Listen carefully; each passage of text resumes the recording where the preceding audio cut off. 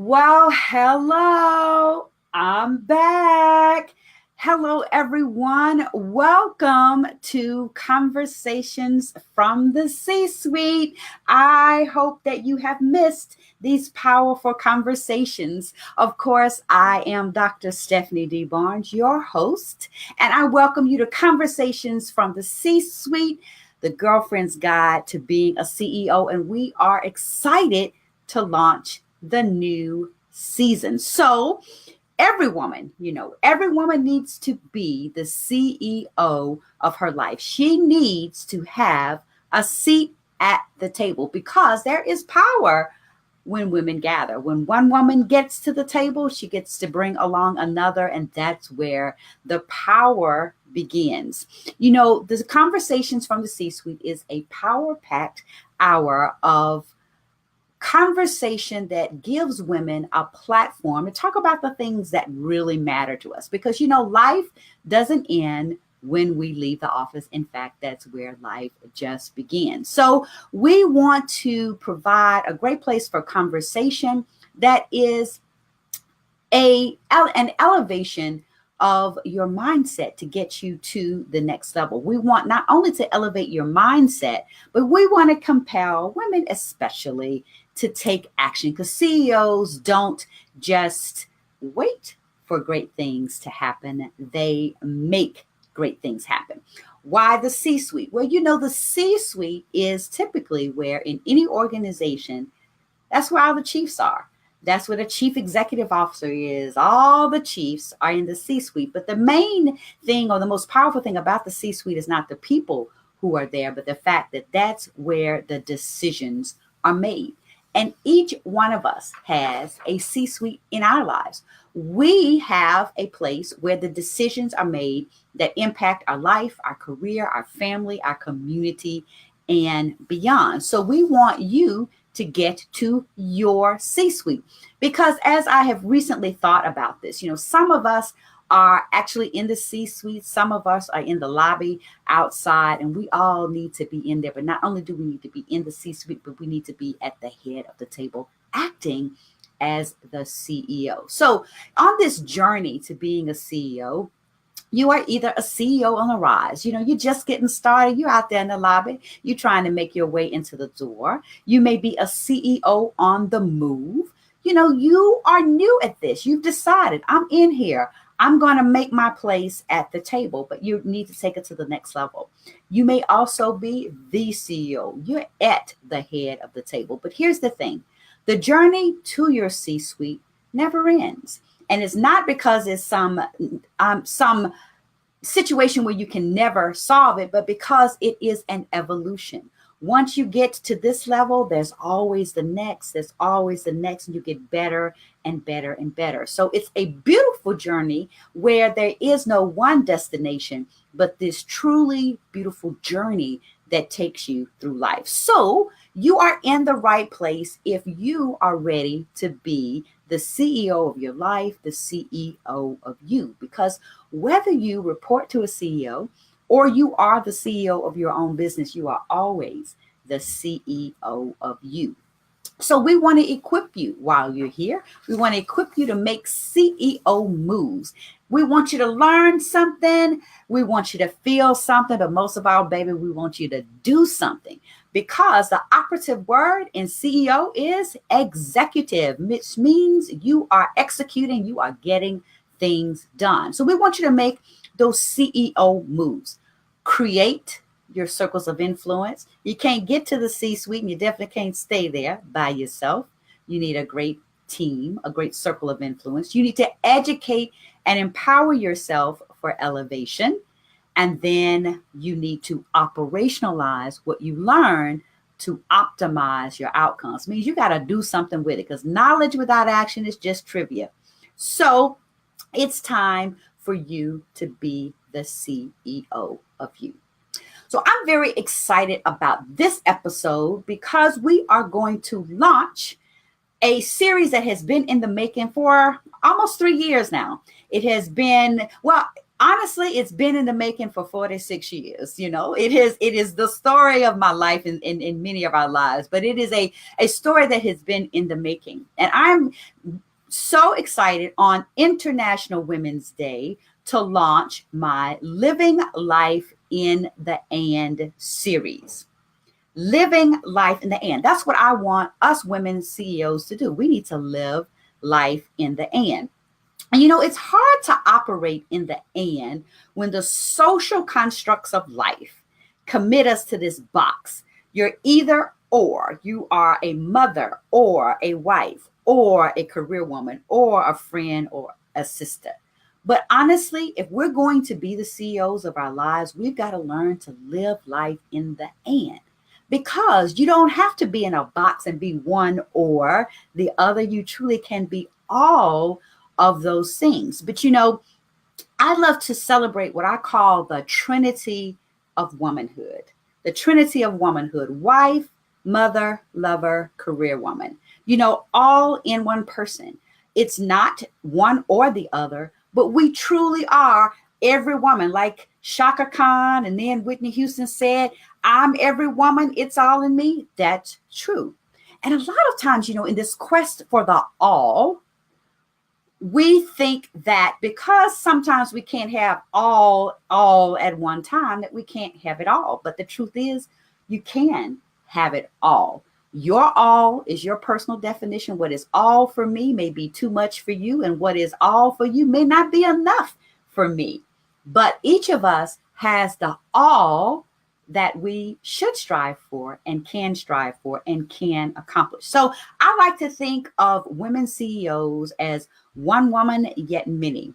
The interconnected components and expectations of all these roles are what lead us to self actualization. Now, y'all know I'm a PhD, I'm a big nerd, but I'm not going to get into all the theory. I'm going to break it down to where we can understand it, so that this is truly a great conversation. But there's a point to all of this, and I'm going to give you the history and share with you why it's so important for us to live life in the end. Because again, we don't have to box ourselves or limit ourselves to being this or that.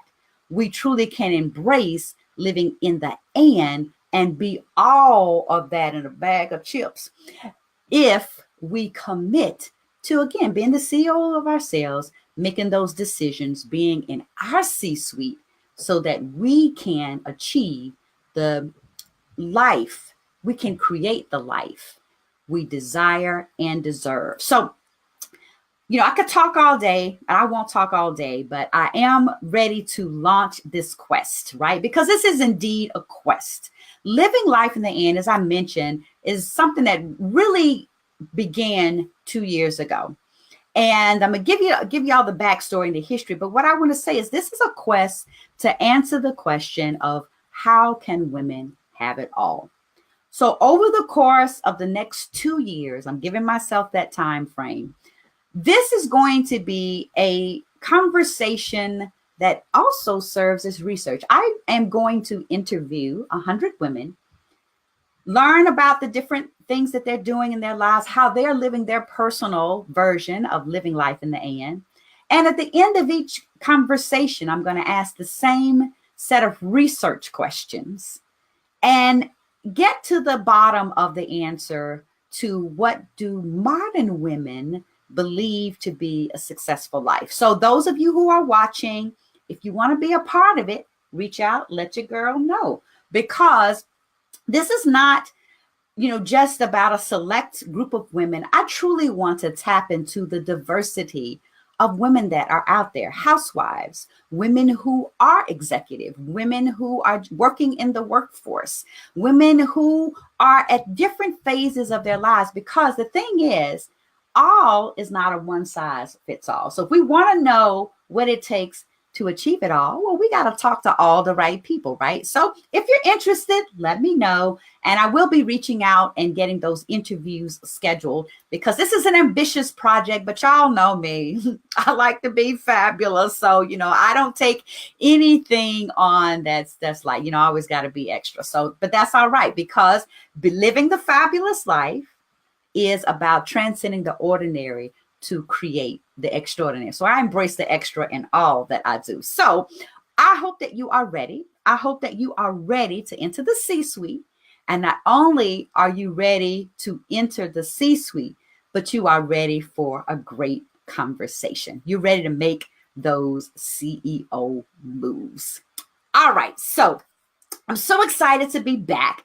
I've been working on things and getting the concept and everything worked out. Also getting out of my own way because, even though I am a CEO, sometimes I can take on some receptionist mentalities and get in my own way. But that's all part of the evolution, which is why it's so important to have that circle of influence that can help you get out your own way so that you can get on the way to accomplishing what it is that you were put here to do. And so I'm going to share with you kind of how all of this came about. But I just want to take a moment because this is International Women's Day.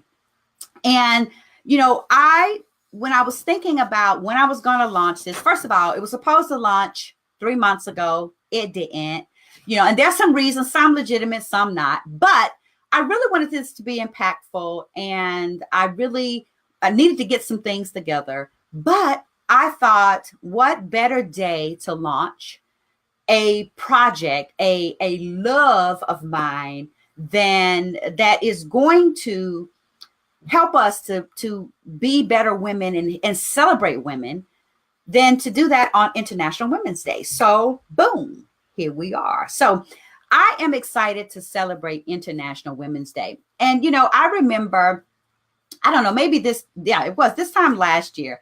I read a Facebook post and it pissed me off, but it really emphasized why International Women's Day is so important to embrace. So y'all know I have matured in age. My eyes not what they used to be. So I'm gonna put my glasses on. So I'm gonna read something to you because I have not committed this to memory, but I want to share it to you. And I want to get it right. So there was a Facebook post, like I say, that someone, a Facebook friend, I think she's still my Facebook friend. I may have blocked her. I don't know.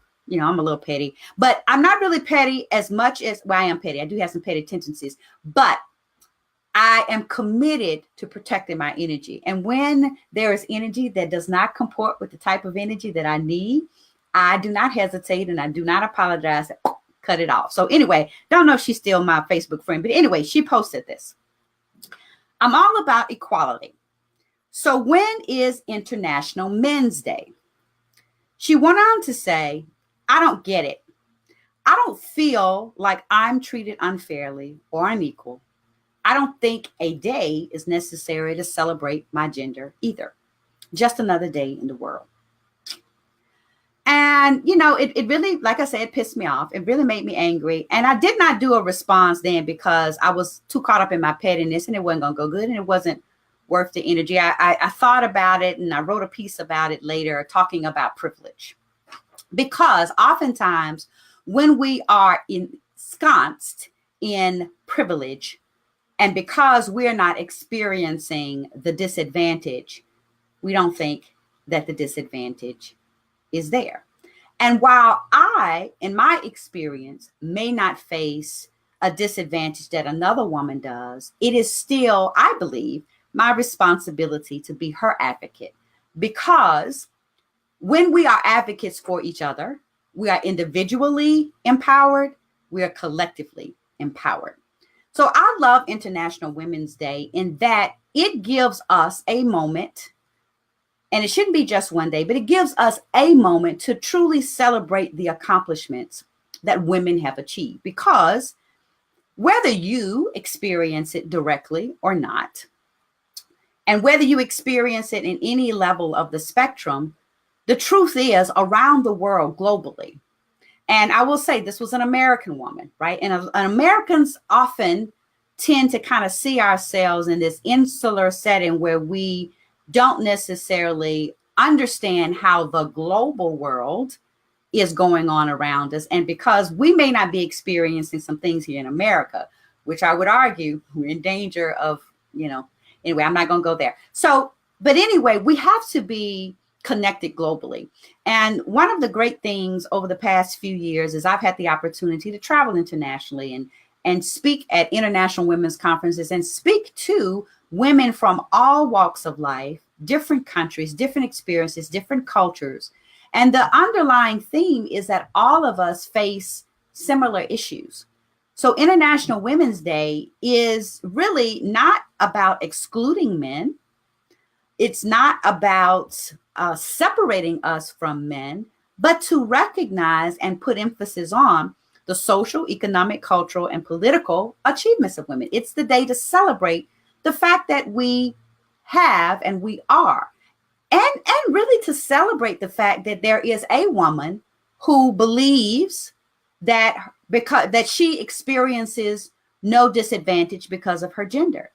And the thing that she missed is that didn't just happen in isolation. It happened because of many women who fought to have a seat at the table so that she could have that seat at the table and think that this is just the way it is. So anyway, that's the irony of that situation. But, it serves, International Women's Day serves to bring attention to the documented injustices that women of many hues, many experiences, many cultures, many religions still experience and what they have experienced in the past. And there is no International Men's Day because there's no historical persecution of men. Okay. When you think of it as a gender, we're not going to get into men of color, men of certain religions. We know that there are disadvantages and discriminations that men have experienced in those pockets, but I'm talking about men as a gender. Okay. Men have always had the right to vote, the right to hold property, the right to do the things, the freedoms that many times we take for granted, and women in America have only achieved a lot of these rights in the last 100 years. People of color in America, particularly Black people, have only achieved these rights in the last 50 years.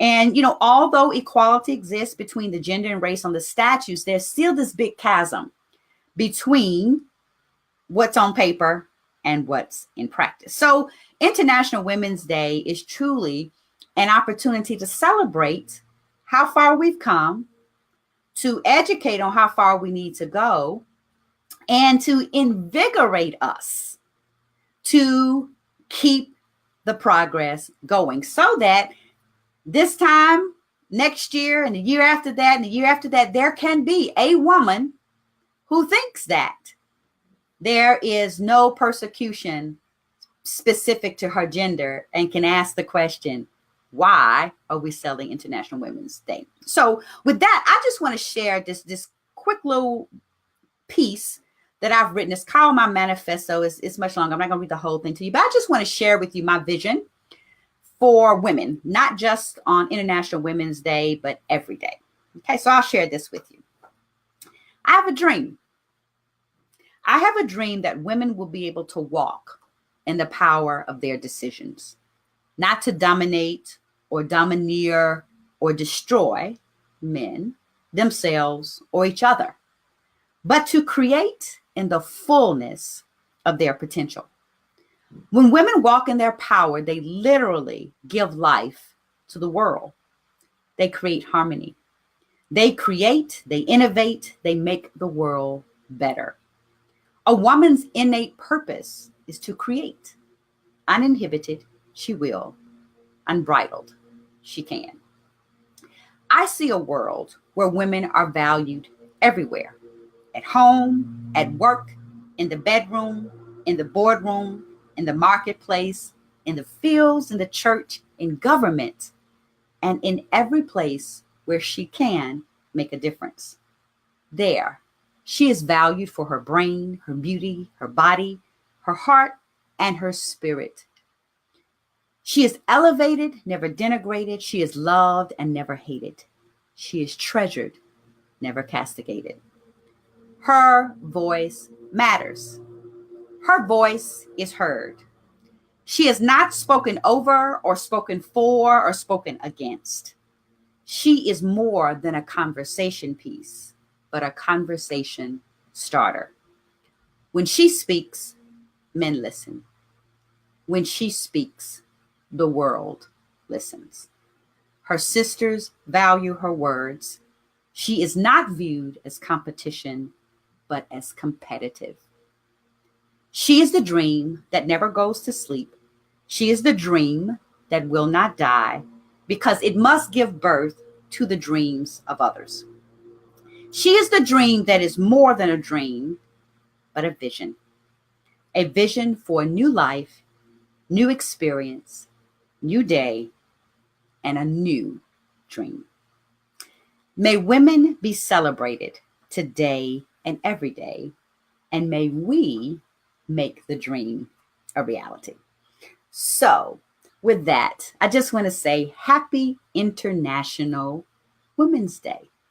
This is truly a day to celebrate where we are, where we have come, and the beauty of the journey that we're on.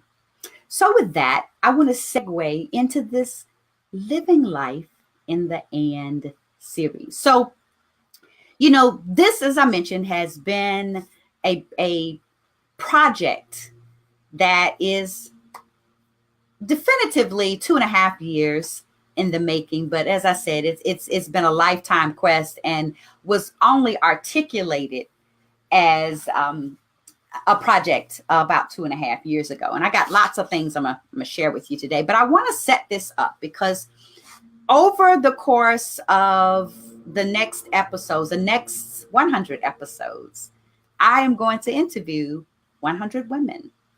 And we're going to have great conversations about the things they're doing.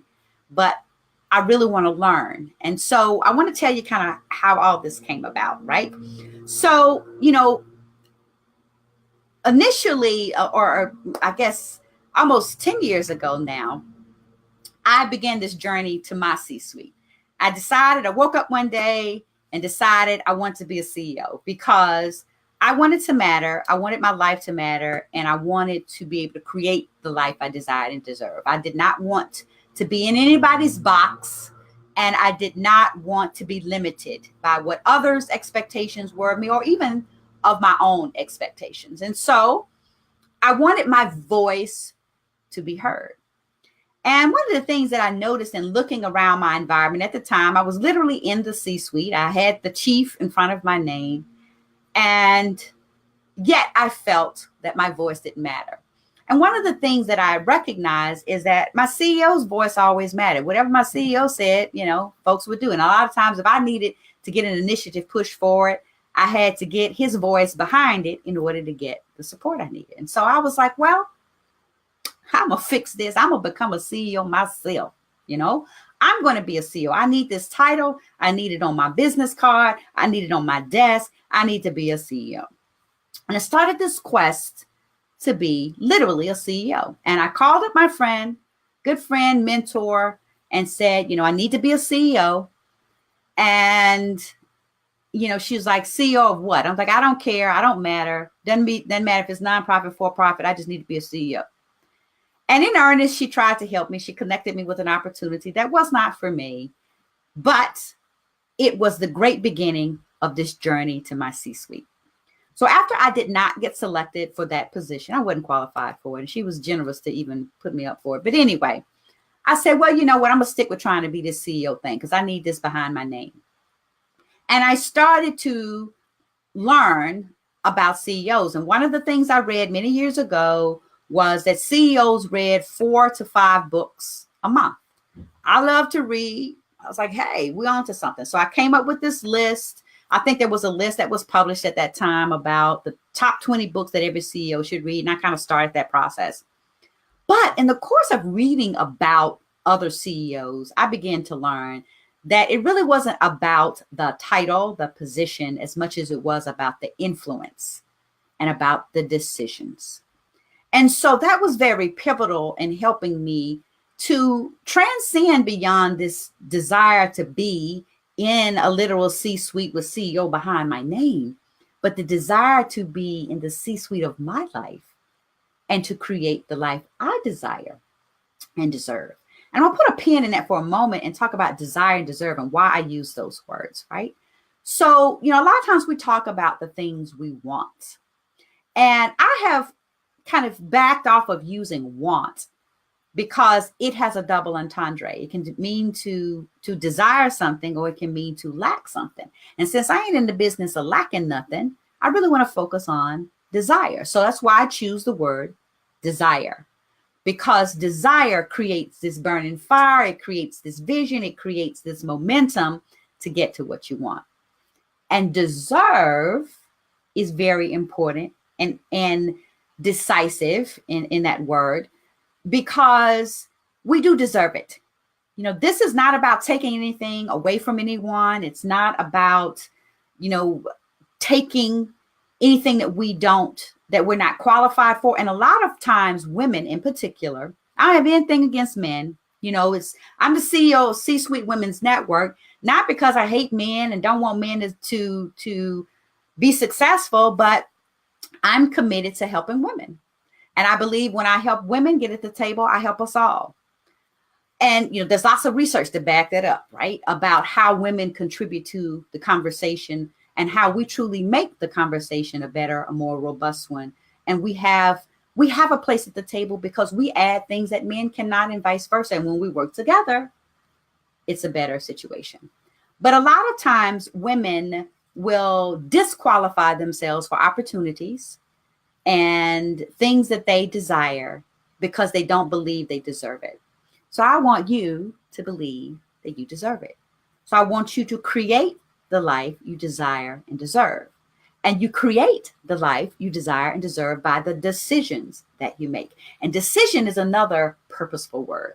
I love the word decision because at its root is the word side, C-I-D-E. And side means to kill or to cut off.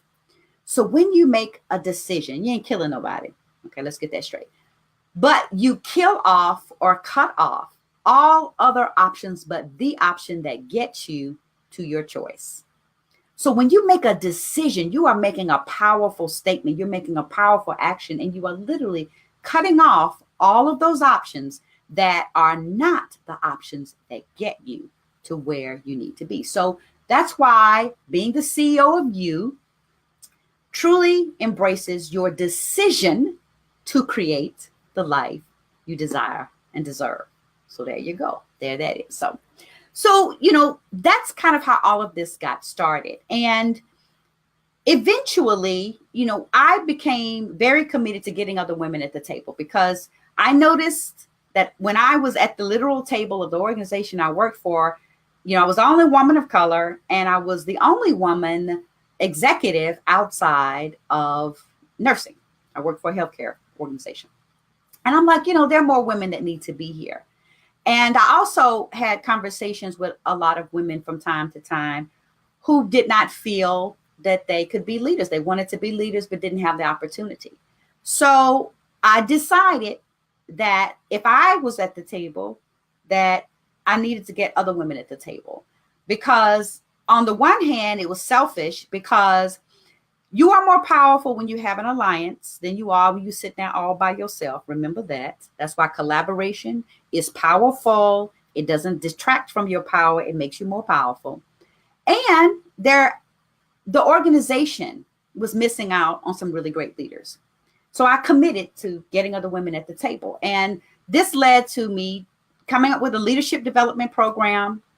I got my CEO's permission to offer it. I developed it from just the books I read. That was all I knew to do. And the first class was for women only. And I was blessed to be able to do that for 5 classes. I think I taught 5 classes. So over 100 people, mostly women. I think I had probably about 5 or 6 men who went through it, but mostly women went through that, and they were able to get to the C-suites they desired. Some of them literally became executives. Others just decided to really take their lives to the next levels, and others were just enriched by the process. But it was a blessing to me. And that led to me building my business and putting me on this personal journey. Well, I'm a nerd, And I can't just do things just a little bit. So somewhere along the process, I decided that, well, I need to just go ahead and get a PhD in organizational leadership if I really want to be effective at this thing. Yeah, like I really needed to get another degree. But I did. I got my PhD, started my PhD in August 2012, literally on the day of hurricane. A hurricane hit the Mississippi Gulf Coast. I think it was Isaac. And that was the day I was supposed to start. That was the day I started my PhD classes. My first class was that day. It was an online program. And it put me on this journey of learning. And I truly loved it. And when it got time to do my dissertation, I initially was going to do a dissertation on, because I did it ostensibly to be a better faculty member in what was at the time the development of our People University, our corporate university, people development program. And so my initial dissertation topic was going to be on how essentially investing in people development for healthcare organizations improve patient quality and patient satisfaction. I wanted to see if you had better people, did you have better quality, which means you had better outcomes for your patients. So anyway, I left the health system and I'm like, well, I don't want to do that anymore because it wasn't going to be initially beneficial to me. And so I was sitting at my kitchen table watching, I don't know what I was watching. I don't know, something MTV or some popular like pop culture show was on.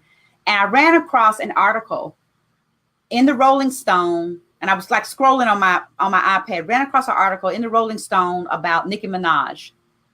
And the article, it had a very salacious, cover. I think she might have had on like a t-shirt and that was it. But, I went ahead and read it. But what struck me about the article was it really talked about her business prowess, right? It talked about her as a business person. And a light bulb went off in my head. And I'm like, wow, I wonder what young girls who want to be business women think about this article, if they read it, and Nicki Minaj.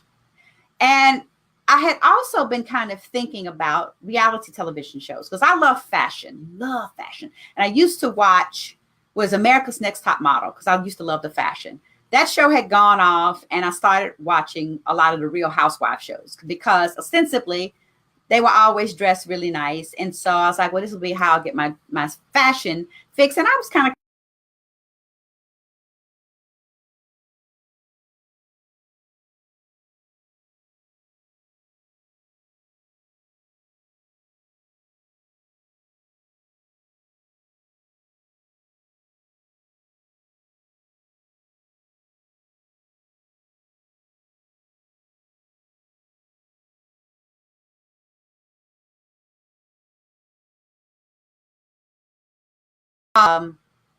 within 5 minutes of the broadcast, they were bickering at each other. And it just affected my spirit so much that I had to turn it off. I had to, I had to just shut it off. And so I made a point not to partake in the reality television shows. But anyway, Nicki Minaj, Rolling Stone's article, Real Housewives shows, I began to reflect on, my childhood.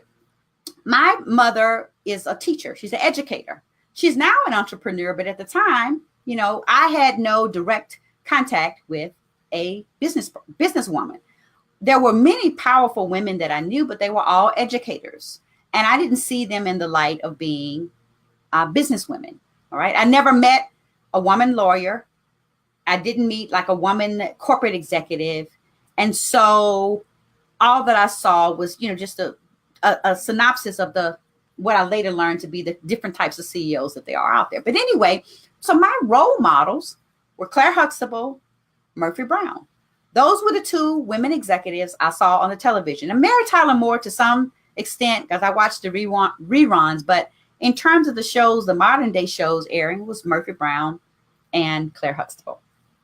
And so I got to thinking, wow, what influence does this have on the development of role models or the development of leadership in women who see Nicki Minaj, Beyonce, the Real Housewives in particular, as role models. Because I began to reflect that a lot of the Real Housewives are ostensibly businesswomen, and they hold themselves out as such. They become businesswomen as a result of their exposure on the show, right? And so, but they do not conduct themselves in the manner I think that businesswomen conduct themselves. Because, as mad as I've gotten at a colleague, male or female, I have not gone across the table at somebody using the choice words and all the things that they do when they get mad at each other on some of the reality shows, right? And so I got to thinking, what influence does this have on young girls who want to be businesswomen? Do they think this is how we act? No, that is not how we act. Because if we act like that in the corporate world, in a business meeting, we're not going to be successful, and we're going to get escorted out by the police. Okay. So anyway, that's what I decided I was going to do my dissertation research on. So my dissertation was called Murphy Brown, Queen Bees, and Real Housewives: the influence of reality and scripted television on the development of leadership identity in women. Okay. So I did all this research on queen bees. By the way, are women.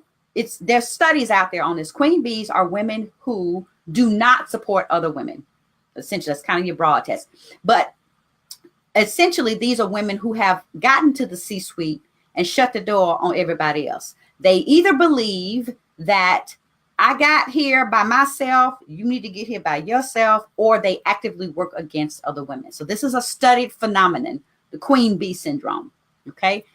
And then, kind of in the pop culture world, the queen bees are those that kind of resort to what I call, or what is called rather, relational aggression, this grown-up version of the Mean Girls, right? So I studied all of that, but I also began to study the depiction of women in the media. And I read this article, this research article that looked at, I think, maybe 100 films. And it was studying the archetype of women as portrayed in these films.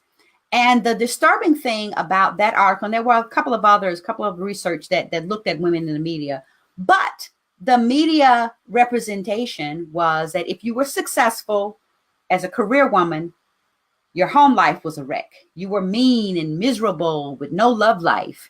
They just kind of created this or. You were either a successful housewife or a successful wife with no career aspirations, or you were a successful woman with a career. You couldn't be both. Life in the or, right?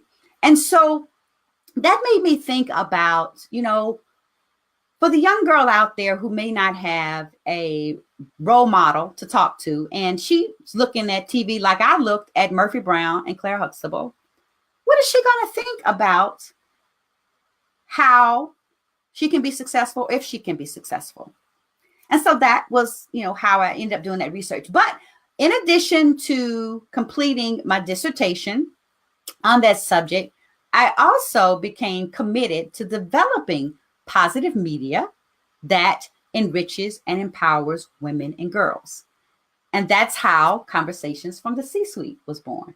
It is my first but it is my first effort in my desire to contribute to the development of positive media that empowers and enriches women and girls. So it is my dream, it is my goal, it is my intent that women and young girls who happen to watch Conversations from the C-Suite will get to see powerful, successful women having great dialogue, positive dialogue, and hearing things. That's why I want them to learn, feel, and do something so that they can have access to positive role models who are deciding to live their life in the end. So in the first 25 episodes of Conversations from the C-Suite, and by the way, please go out and subscribe to that. Conversations from the C-Suite is on all of the podcast platforms, and the entire first season is on there. So it's 25 episodes. Go out there and subscribe to it.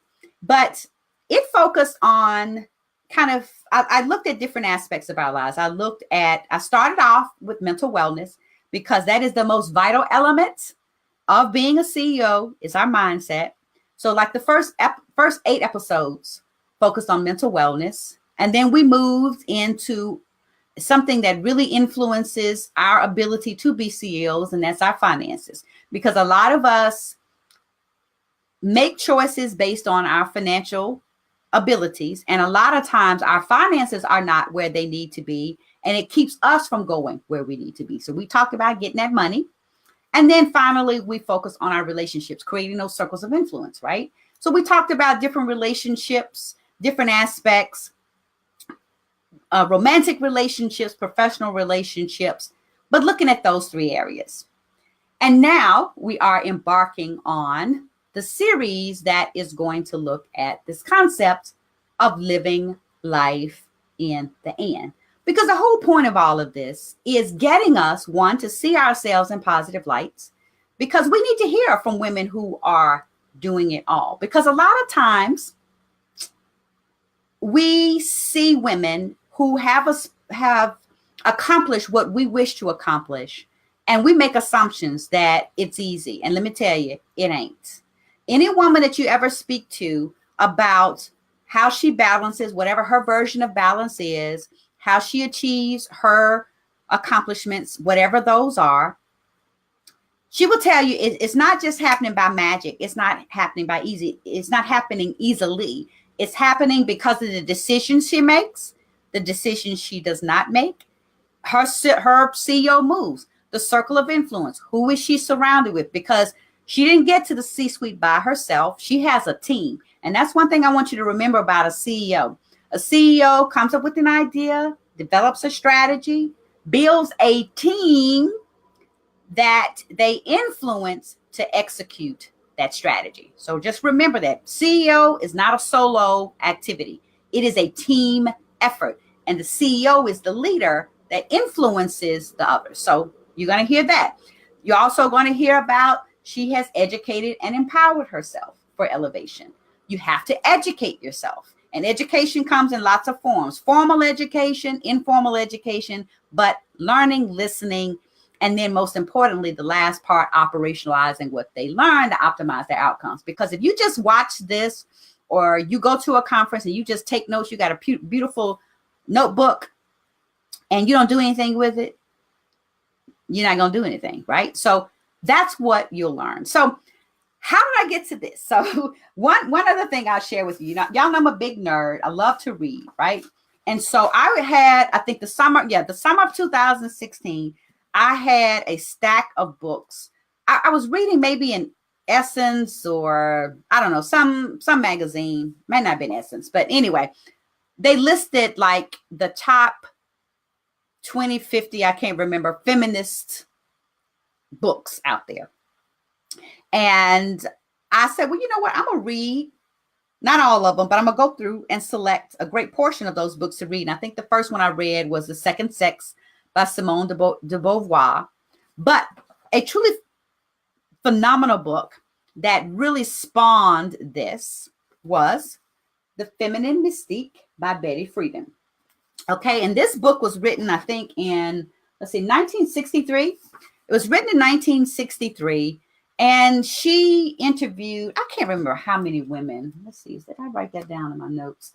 I don't know how many women she interviewed, but she did this comprehensive study of women in the late 50s.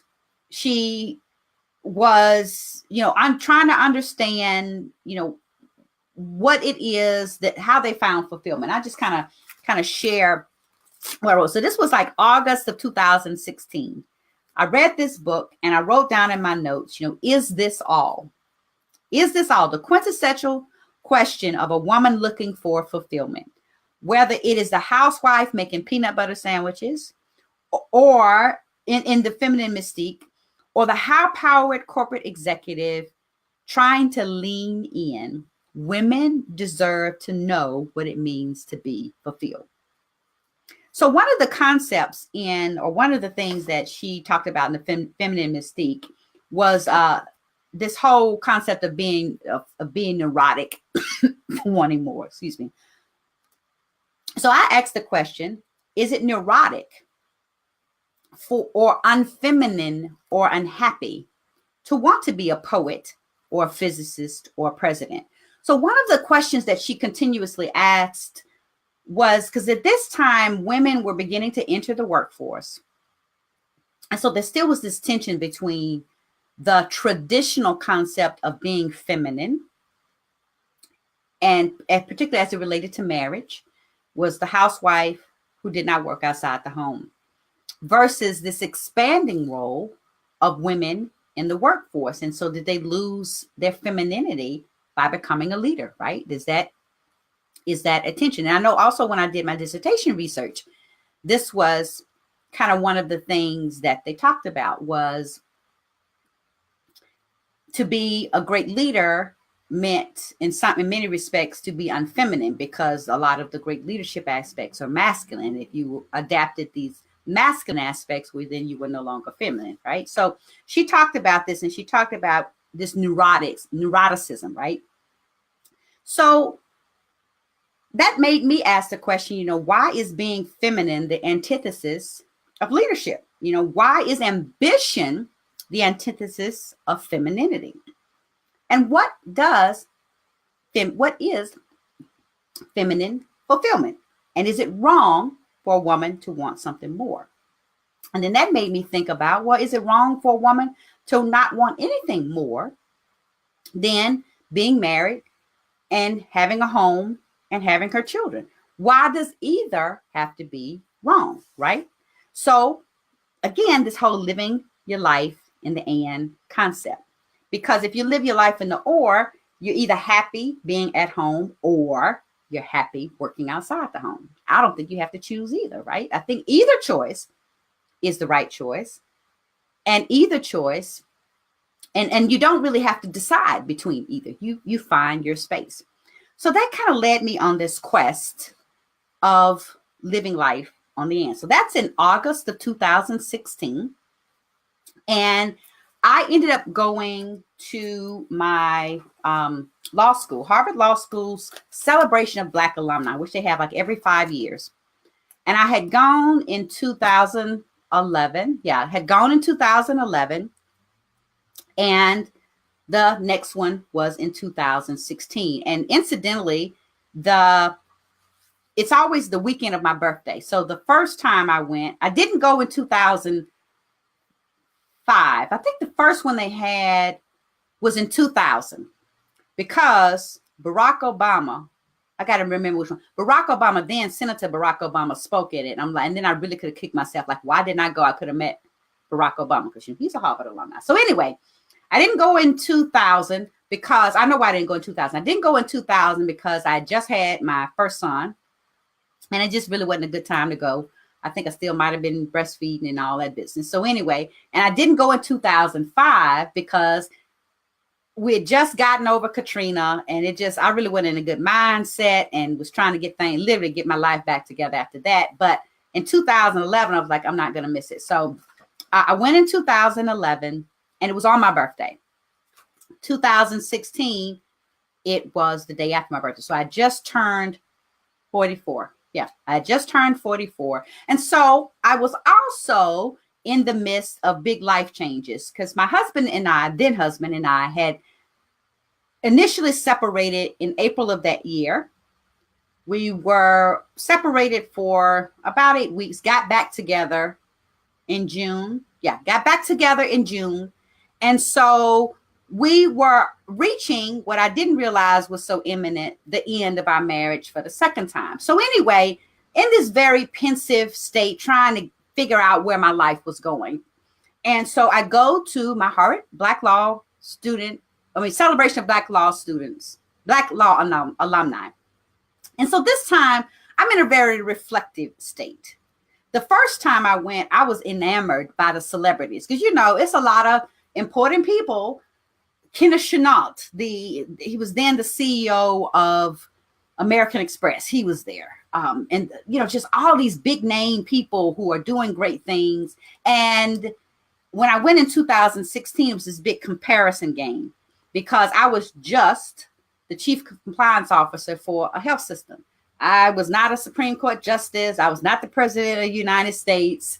I was an underachiever in relation, it's how I was really looking at underachiever in relation to all my law school colleagues. 2016, I was cool with where I am. I had made my own decision. It wasn't a comparison game. It was reflective. And so on the second day, I think it was, I can't remember if it was the second or the last day, but we had a breakfast meeting, and the topic was somewhere around, let's see, I didn't write down what the topic was, but it was careers centered around balance. And there were men and women on the panel. And the first panelist got up and said, you can't have your cake and eat it too.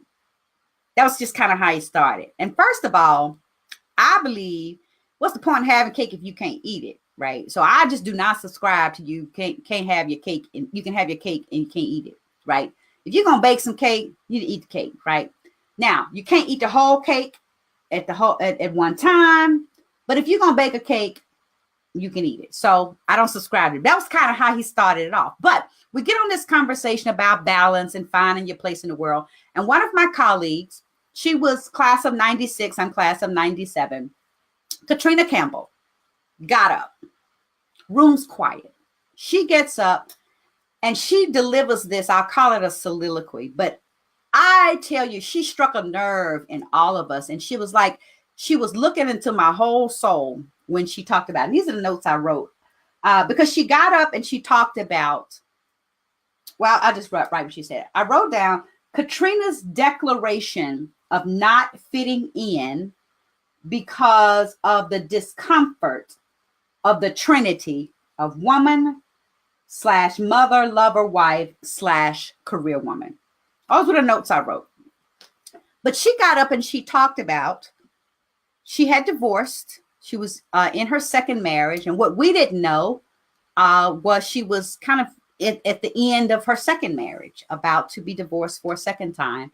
But she was talking about just the conflict of her career and her marriage, kind of the role it played in her first marriage.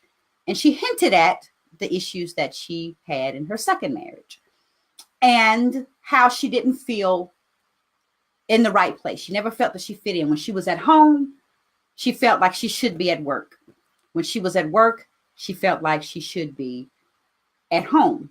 And that when she got home, everybody else had been there. I think she said like 3 hours before she did. So it's just kind of this constant feeling of not enough, not being in the right place, and all tied around living life in the or. I'm a career woman, or I'm a wife, or I'm a mother, or I'm me, right? And so that inspired in me this whole concept of Trinity, the Trinity of womanhood. And so I wrote this piece. I wrote this piece called My Love-Hate Relationship with My HLS Law Degree, or my HLS degree, because it remained, me being a lawyer remained a thorn in my marriage's side from its inception.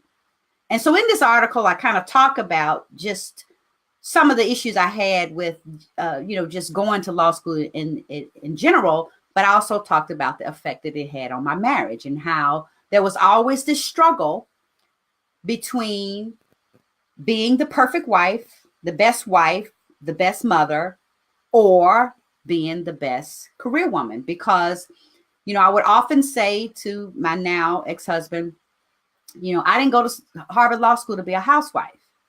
I didn't. I had a career. He knew I had a career. And I often wondered, if you truly wanted a housewife, why did you marry somebody who was at Harvard Law School? So we got married when I was in law school. So I didn't go to law school after we got married. He knew that's where I was going. But anyway, constant source of tension. So anyway, I write this article. And by the way, I will include the link to it in the episode notes. But I write this article about my love-hate relationship with Harvard, but I talk about this living life in the trinity of being the woman, me, Stephanie, / mother, lover, wife / career woman. And that was when I decided that I didn't have to be one or the other, that I truly could be all. And at the time, I was really trying to accomplish that in the marriage I was in. Kind of a funny story, but not really funny. My then husband read the article.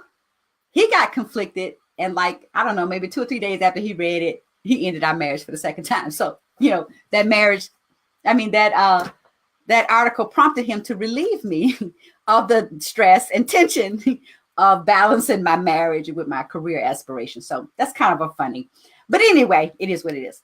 But truly that was what it was. So anyway, that's how we get to where we are now with this living life in the end. And, I just wanted to set all of this up.